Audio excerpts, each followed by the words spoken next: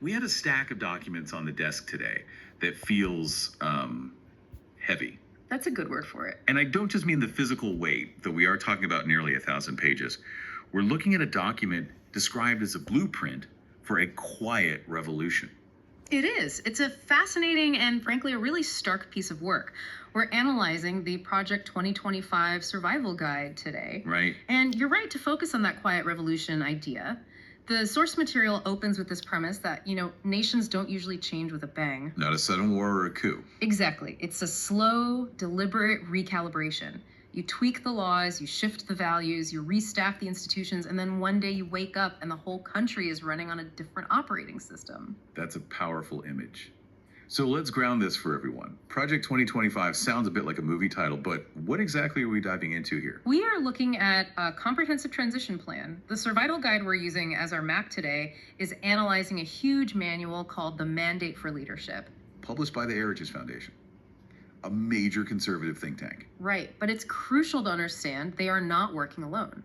The source lists a coalition of, I think, over 400 contributors, former high-ranking officials, legal theorists, people like Paul Dans and Russ Vought. So this isn't just a wish list scribbled on a napkin. Oh, far from it. This is a battle plan. The guide calls it a government in waiting. The source argues they aren't just planning to win an election, they're planning to dismantle what they call the administrative state. Okay, let's unpack that phrase, dismantling the administrative state.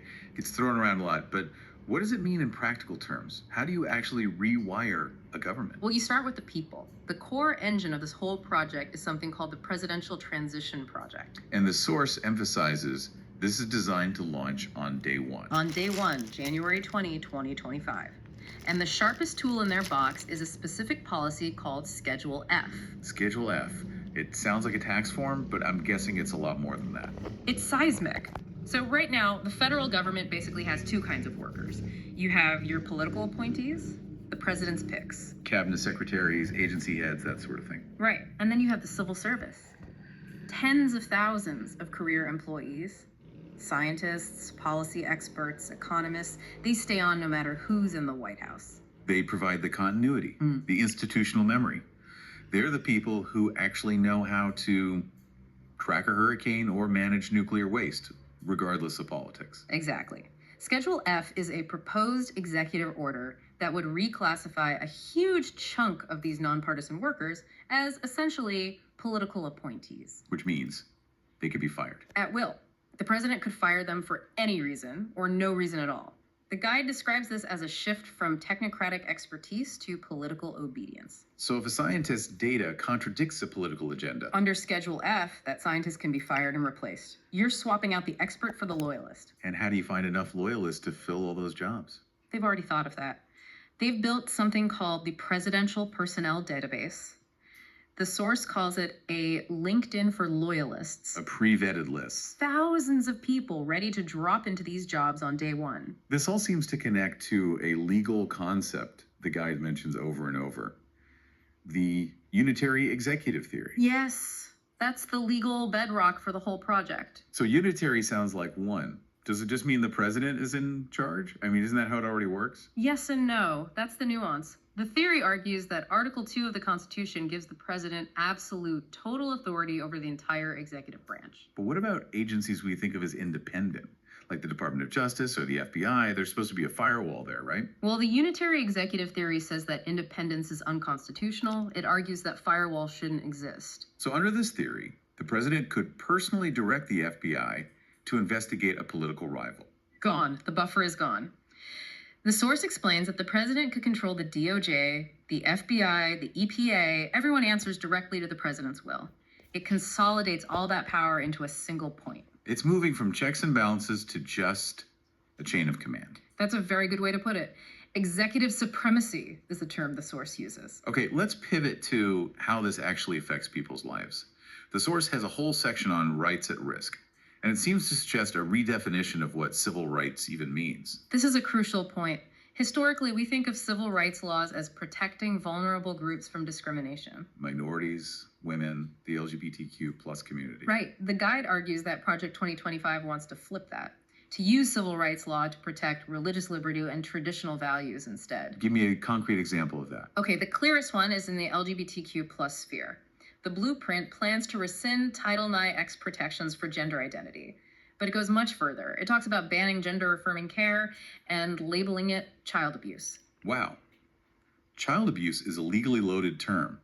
That brings the criminal justice system into it. It does. It creates a criminal liability for doctors and parents. The source also points to a strategy of just erasing terms like sexual orientation from federal regulations. If the words don't exist in the law, the protections can't either. That's the goal. What about reproductive rights? With Roe v. Wade overturned, that's a state issue now.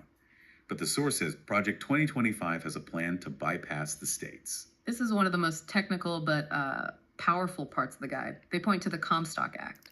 The Comstock Act. That sounds like something out of the 19th century. It is 1873. It's an old law that banned mailing obscene materials. It's been dormant for decades, but it was never repealed. And they want to. What? Bring it back. The plan is for the DOJ to enforce this old law to criminalize mailing abortion medication, like mifepristone.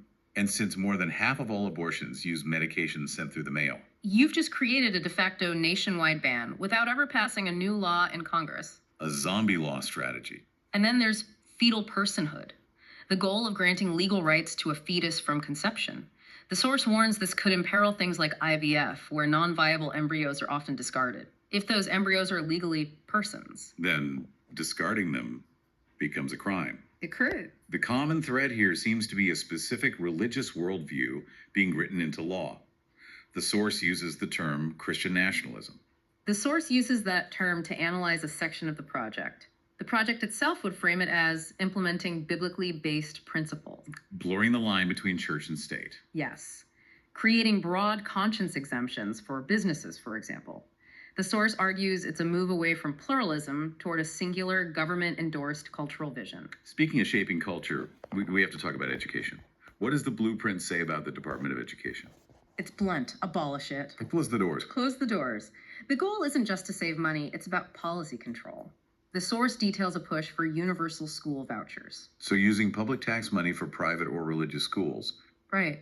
Which, the argument goes, drains resources from the public system, effectively privatizing education over time and for the schools that are left. Yes. The source describes something called indoctrination by omission. Indoctrination by omission. That's a chilling phrase. What is that? It means removing what are called divisive concepts from the curriculum. So removing discussions of systemic racism or gender studies. The idea being if you don't teach it, it doesn't officially exist. You shape national identity by curating what parts of history get told. And this ties into information control, which is another section. It's not just about what you teach, it's about what data the government even bothers to collect. So, like, burying data. Exactly. The government collects tons of statistics on climate change, racial inequality, things like that. The proposal is to just stop collecting data on those topics. So if the government stops tracking racial disparities in hiring, then legally, those disparities just vanish. In the eyes of policymakers, yes. You can't fix a problem you refuse to measure. It's a way of blinding the government to realities that are inconvenient. Speaking of inconvenient realities, let's talk about the environment. If we're not collecting data on climate change, I assume the outlook for green policy isn't great. To put it mildly, the source calls it an end to green policy. The mantra is fossil fuels first. Mechanically, what does that look like? Gutting the EPA and, interestingly, gutting NOAA. NOAA. The weather people. Why them? Because NOAA tracks climate change. They provide the data that justifies climate policies. If you dismantle the alarm system, you don't have to deal with the fire. So withdraw from climate accords, increase drilling on public lands. All of it.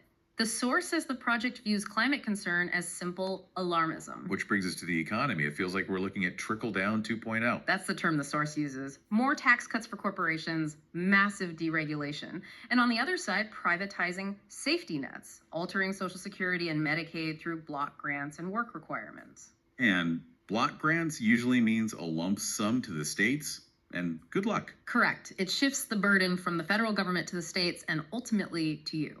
Okay, I want to get to what might be the most intense chapter in this analysis. The source has a section on what it calls the theocratic police state. That is heavy language. It is. But the source justifies it by looking at how immigration is used as an organizing principle for the entire government. Meaning It's not just Border Patrol. The plan proposes using the National Guard for domestic enforcement, the military on U.S. soil. for mass deportations, for building large-scale detention camps. It also proposes ending birthright citizenship. But the police state part really comes into focus with surveillance. Surveillance of who? The source argues it expands to everyone. You need a massive surveillance apparatus to track that many people. The guide details monitoring educators, libraries, and especially health data related to reproductive choices. Wait, so if a woman visits a clinic in a state where abortion is legal, that data could be fed into a federal system? That is the implication of what the source calls surveillance for social control. If you criminalize traveling for an abortion, you need surveillance to enforce it. This creates a strange paradox. Conservatives usually champion local control, but this sounds like a massive federal override. That's the federal preemption paradox, the source points out. Local control is great as long as the locals agree with the national agenda. But if a city declares itself a sanctuary city, Then the plan is to use federal power to crush that local resistance. So local control is fine unless you use it to disagree. it effectively creates a two-tiered system of citizenship. The source argues that's exactly right. A real America, which is protected, and everyone else who is subject to enforcement. So if we step back and connect all these dots, what's the big picture? The source argues this isn't just a collection of policies, it's a system. It's a cohesive attempt to replace democratic pluralism with executive supremacy. To consolidate power so effectively, it's almost impossible to challenge. Right. And the urgency comes from that timeline we mentioned at the start, the 180-day playbook. This isn't theoretical. No, the source emphasizes these executive orders are drafted, the personnel lists are being built now. It's designed to be a blitzkrieg of bureaucracy, not we'll figure it out when we get there. It's we are coming in with the lights off and the engine running. Precisely. And that raises the final provocative question the source leaves us with. Which is, If the government gets to decide who counts as a real American, and if the institutions of truth, the media, scientists, schools, are all dismantled or controlled, how does a democracy sustain itself? that is the question. Yeah. Democracy relies on referees, on a shared reality. If you remove the referees and rewrite the rule book, is it still the same game? It's a question every listener needs to sit with. The source material suggests the answer isn't guaranteed. We are going to leave it there. It's a lot to process, and we really only scratched the surface. We do encourage you to look at the source material directly to see the full scope. It's worth the read. Awareness is the first step. Thanks for diving deep with us. We'll see you next time.